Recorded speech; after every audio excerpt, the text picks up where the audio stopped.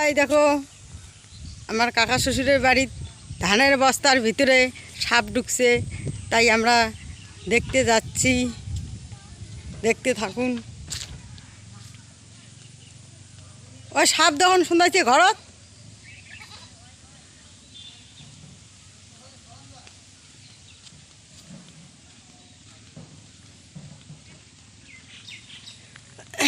ও কি সাপটা দাঁড়াইস, এদি যাওয়া যাবে? তার কম বলে যাওয়া যাবে, খুঁজি যাই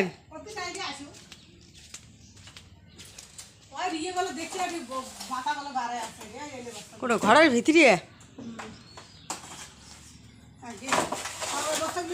মরচু পোড়া দিয়েছেন, কি গন্ধ বেরিয়েছি।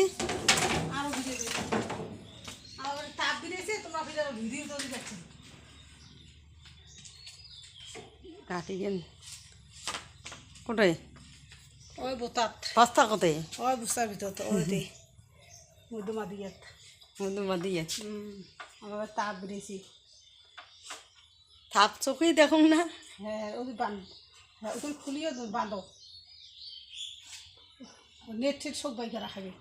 তেমন একবার ঘর আর বিচ্ছিন্নি করো তো বস্তা বস্তা আউলি তো এলা যাবি এলাই চলি গেছি মনে হয়। দুধ কলা মাঝি করে লিখছো বলে আমার ছেলে দুধ কলা দেবো না। তো আমরা কোনো অন্যায় করিনি। এটা বৃষ্টি দিন না, বর্ষা দিন। কত আসি কত দেখি তারপরে ফিরে এই ঘরে যাচ্ছি। তো কিছুই নেই।